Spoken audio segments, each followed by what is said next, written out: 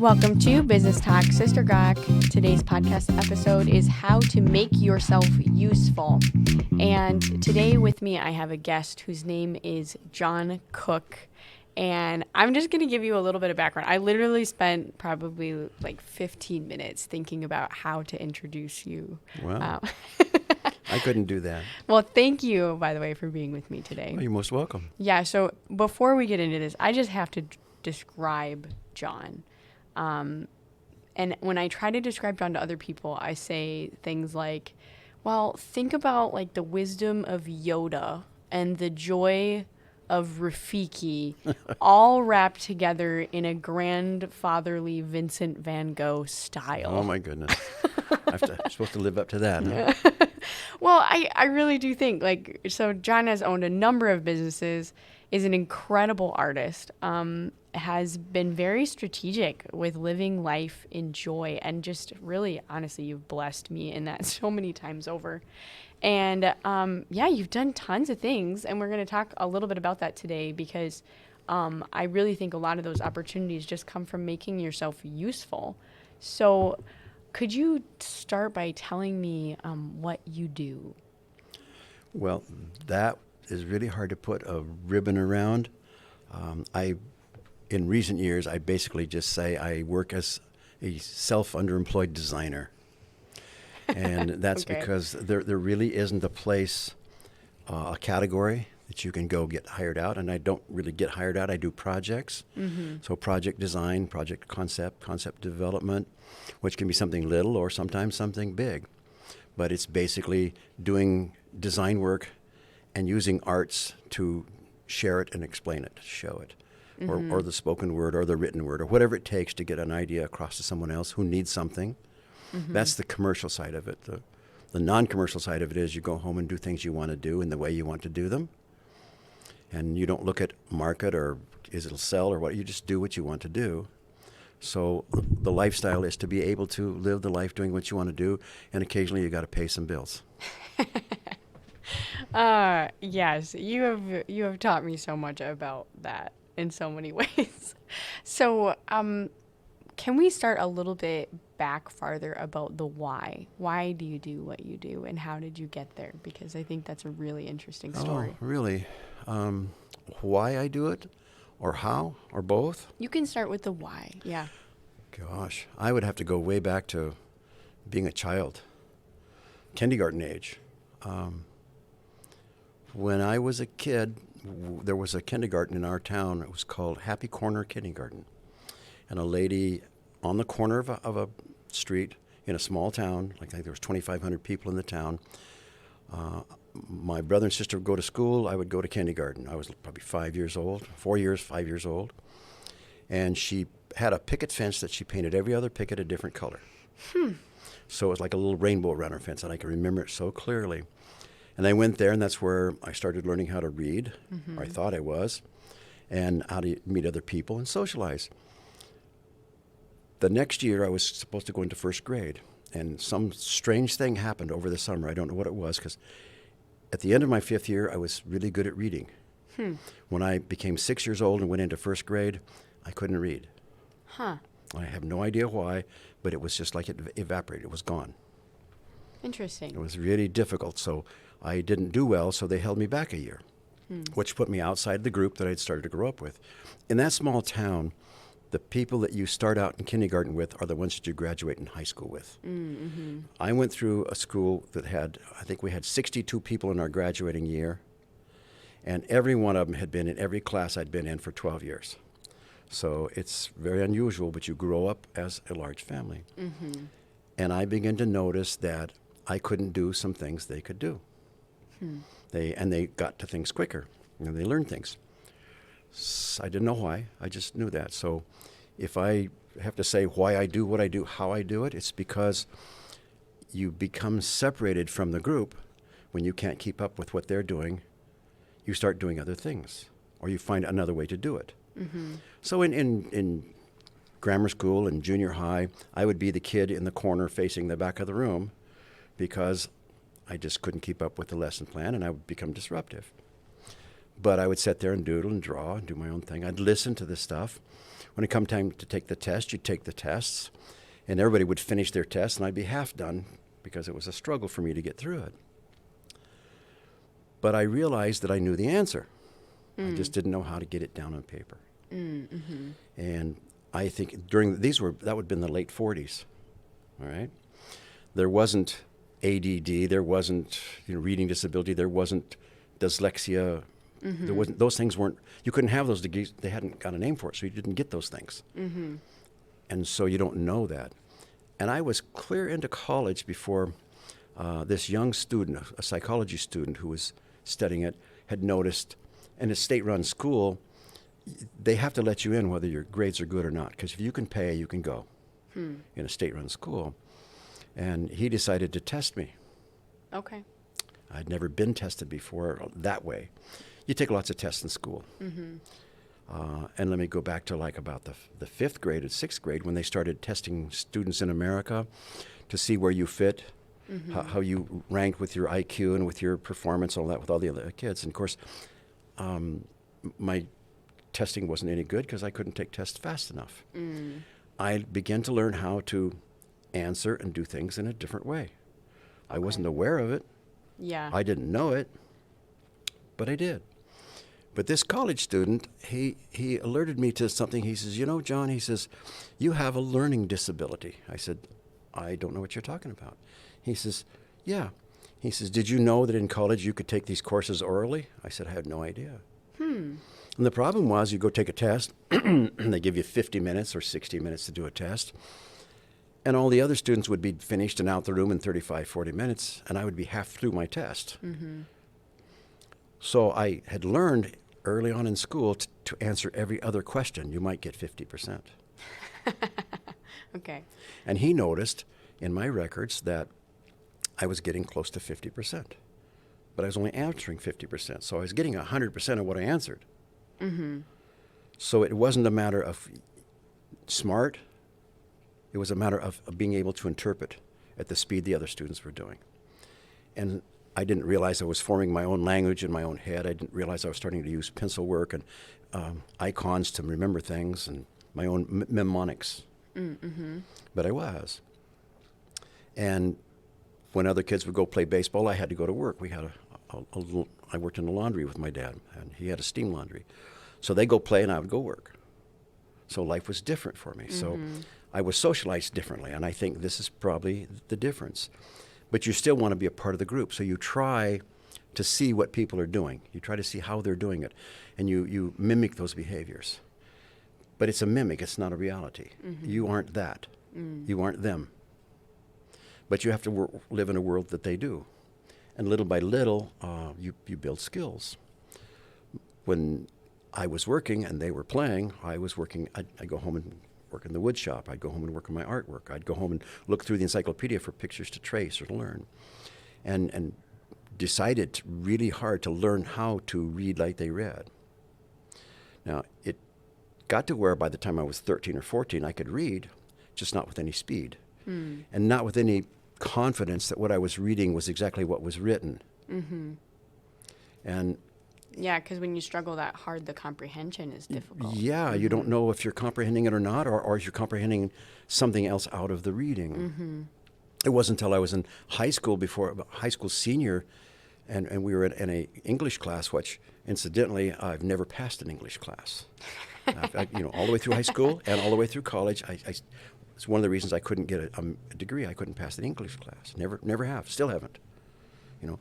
But I realized one day I really don't need to. Just like that was what you needed to be one of the group. So your credentials change, your goals change, and what you call success, or you call success in business or things like that. I probably see it different than most people. That what I determine successful is, what did I set out to do? Did I achieve it? That makes it a success. In somebody else's eyes, it might not be. Right. Yeah, and I just want to clarify too. I know we're talking about many things, but this is going to be a multiple part series for those of you who are listening, because we got a lot to get through. If you went to high school in 1940, or well, I know I went elementary. I went to. As I was born in 43. Okay. So by 47, 48, I was into kindergarten. 49, I was in first So grade. we have a lot of conversation with this because I really do think John has so many things he's learned about that usefulness and looking and thinking differently that it's worth multiple episodes. So stick around because this man is a treasure. Okay, so tell me a little bit about as you got into college, how did you start? What was your like first job outside of like the laundry, and how did you do that and why? Well, actually, my first job outside of the laundry, when I was 9 working in the laundry, there was a resort in Arizona that had opened up 30 miles away on Colorado River. And in the laundry, we would, during those days, I don't know if people are familiar with this or not, but laundry was all done at a laundry. You didn't have home laundries. You didn't have washing machines and dryers in the homes during those days. And so a hotel, gas stations, hospitals, anything that had lots of laundry would send it to the laundry. I would work in the laundry, and this laundry would come in, and this stuff was coming in from this resort. So when I was about 11, I thought I would rather work at a resort than work in a steam laundry. Okay. And the guy came in one day, and I said, can I go to work at your place? I was like 11, 12 years. He said, you got to be 14 to do that. I said, oh, okay, I'll let you know when I'm 14. I just figured that he was going to hire me because I asked him. So when I turned 14 on my 14th birthday, it was in November, I knew that that summer I would be old enough to work at his resort. So I just tacked a message onto his laundry that was shipped 30 miles away, figuring he'd have to read it, right? Because he brought the laundry in, he'd have to take it out. And it took like a month or two for that message to work its way back through. But he came into the laundry and offered to hire me, which meant I had to move out of the house, and I moved away from home at 14 to go work at a resort. All summer long, I would stay down there, room and board, and wash dishes and bus tables and whatever. I spent 5 years at that resort, working that, up to boat jockey and working with people and delivery and going to the airport and picking up people. So my job began to meet people who were going on vacation. All summer long, I would meet people coming there to play. Learning how to drive boats and fix boats and work on things. It was a completely different life. And there's no way I was ever going to go back and work in laundry. People are way more fun than laundry. Yeah, and I thought made my parents happy because I was out of the house. And this is one of the stories that probably did change this. I remember my mom telling me when I was about 8 years old, well, sweetie, I think you're just probably a late bloomer. And I didn't know what a late bloomer was, but she was helping me to understand I'm just slower at this than other people. So I interpreted this, I'm slow. Internalize that very Sure. differently. See, so you start carrying this burden like, well, I'm slow. And so you begin to live into what you think of yourself. So when it came to school and things like that, academia, I just didn't really think of myself as a student. And yet I really loved the information. When I hear it in class, I would remember it. Now, things like math and English and science, where you had to do lots of note taking, you had to capture the information going by, I didn't capture it very well. But the things that I could do graphically or visually, I captured. So I think I just grew into whatever my talent was, to do the art, the design, and to be able to communicate that on a different level than most people, because most people weren't doing that. And that began to build the basis of it. So I think that the other jobs were, when I went off to college thinking, well, I'm going to go be a college guy, I didn't know at that time that the way the grade system worked. Because in high school, you get a 1, 2, a 3, or a 4 in your grades. And so at that time in our hometown, if you got a 1, that was a top student. 4 was failing. In college, it was just the opposite. If you got a 1, you're failing. You had to have a 4.0 grade average to be on top. So when I was getting all 1s in college, I thought I was really doing pretty good. Look at this. I am hot stuff. I can ace this. This is no problem. And that's what happened. So I didn't even realize till this student told me, you've got a problem. Because I wasn't seeing the world like other people see it.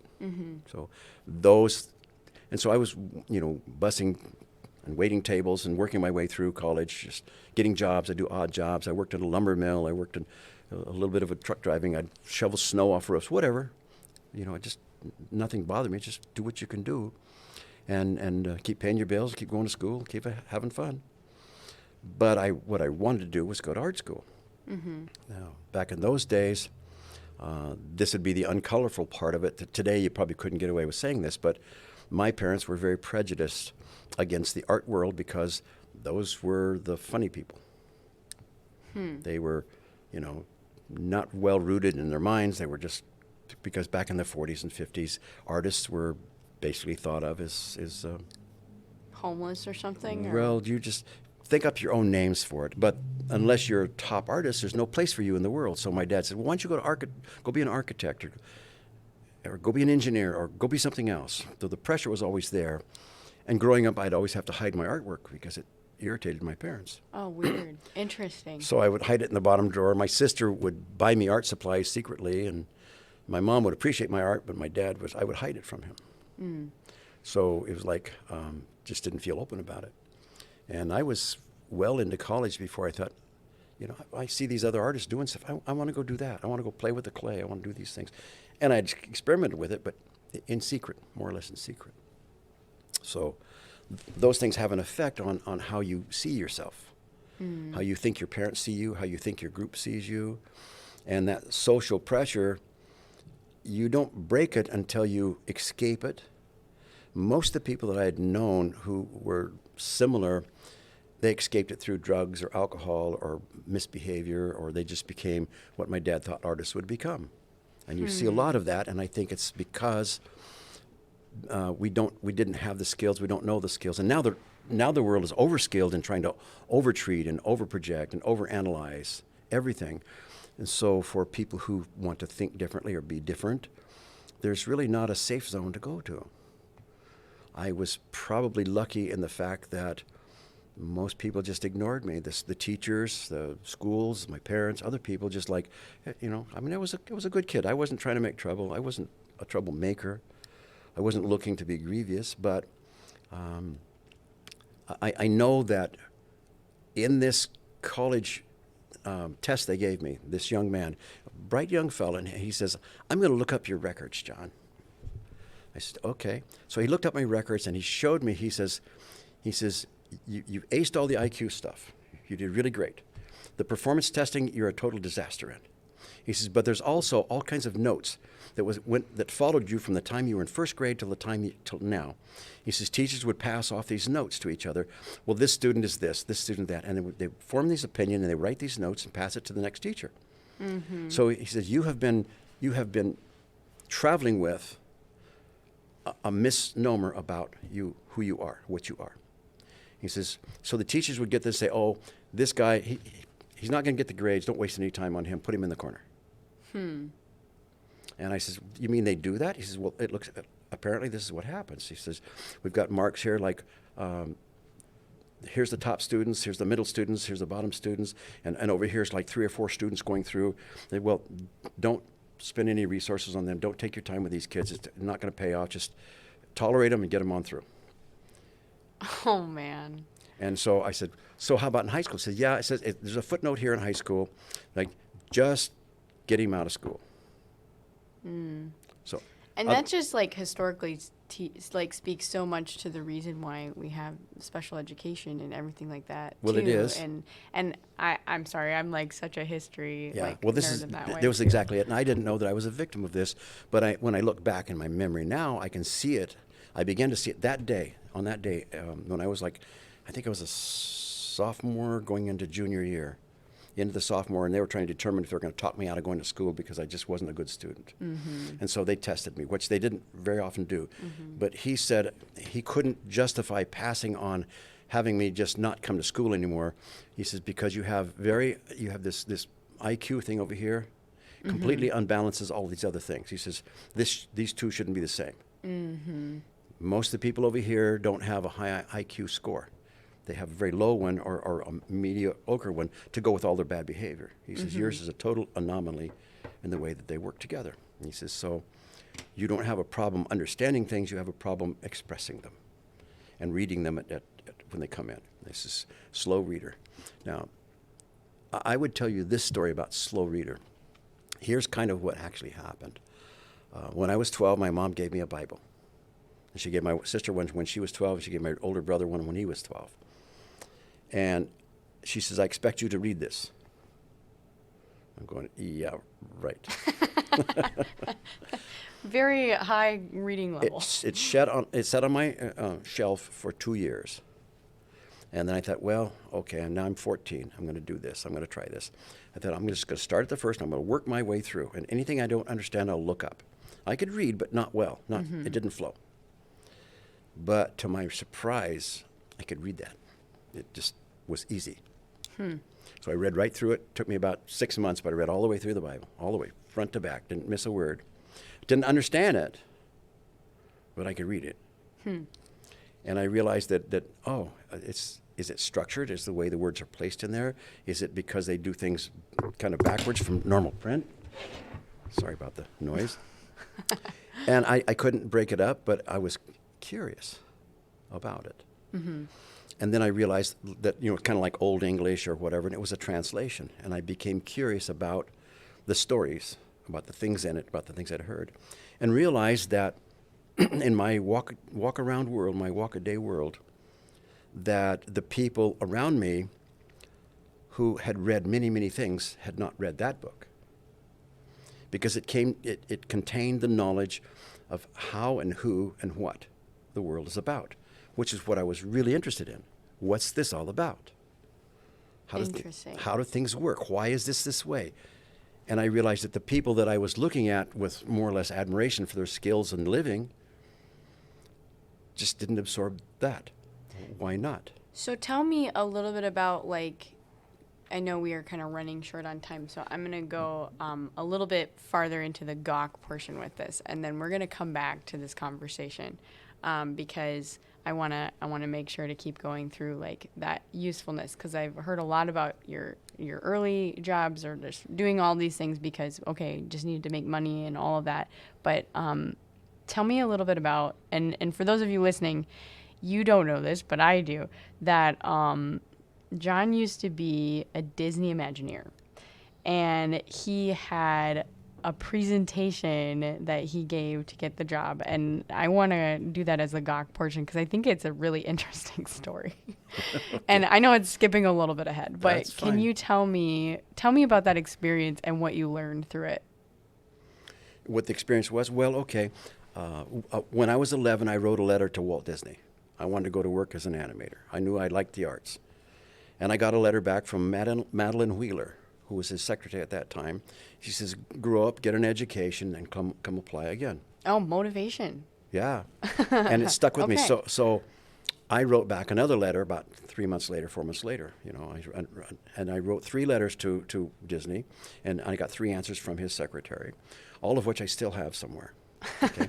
And when my Wow. mother got the mail, she says, "Are you writing to Walt Disney?" I said, "Yeah." She says, "What for?" I said, "Because I want to go to work there." Well, when I became an adult and when I was able to have, should we say, busted my first major business and changed professions, I decided I'm going to see if I can go to work for Disney. Now, at that time, I was 30 years old. Okay. Okay, by that time, you jump ahead. So I applied at Disney, and at that time, they had a law that they couldn't refuse you the interviews. They could just tell you they're not going to hire you. So they called me in. They said, "John, we have to give you the interview. We have to do it whether you're old or young, black or white." He says, "Dumb or smart." He says, "We have to give you the interview, but I'll tell you right now, you don't have the credentials to get hired. But we'll give you the interview." I says, "Well, at least I'll have that experience. I'll take the interview." They set me up. I went to an appointment. I took the job. And at that time, they were trying to hire 24 new people to go into the Imagineering department. Mm-hmm. And they had hired 22 already, and there was 2 more to go. Okay. Okay. And the last, in the interviews, they had interviewed 96,000 people for those 2 jobs. That is so many Yeah. jobs. Now, for I people might have the applying. numbers wrong. It might have been 96,000 for the 24, but Okay. I remembered it this way. I remembered Yeah, it. So either this way. is this That's is my still a truth. lot. Whether it's the truth or not, this is my truth on it. Okay. And so then I went home happy that I'd had the interview. Well, before the interview, I said, "What do you want me to do?" They said, "Well, bring in a portfolio." I says, "Well, I've never seen a portfolio. What's expected in a portfolio?" And the guy just drew his breath. "Oh, you got to be kidding." I says, "No." He says, "Look," he says, "you're not going to get the job anyway." He says, "But here's what you do." He says, "Just get a cardboard box and throw some of the things in it that you've done and bring it in." I thought, "Oh, well, okay, you know, that's just, I was like Dumb and Dumber. Oh, so there's a chance? You're like, deal, I'm Oh going for boy, it. I'm going for it. I'm 1 in a million, but I'm going to go for it. So I went around the house and I collected up a bunch of things that I had made, stuck them in the box, put them on my arm, and headed for Disney. Right? I didn't live in there then. I lived quite a ways. I was 200 miles away, 300 miles away at the time. Anyway, I went down there and took my box in, and they're chattering and going through the box, and I was explaining what I did. And I'd been in the movies by that time. I'd worked for Jim Henson by that time. I'd worked on the Muppets by that time. So I had little things from all the things I'd done. What happened was they said, "Oh, thank you very much for coming in," and sent me home. 2 days later, I got a notice to come back in. They interviewed me again. The requirements were you had to have a master's, a bachelor's, or a doctorate, a 4-year degree in college, and or qualifications as a professional 10 years in a field, which I had none of, and good grades. You know, Yeah, I had this yeah. 1-point average. I'd had 5 years in college and not graduated. I'd changed majors every single year.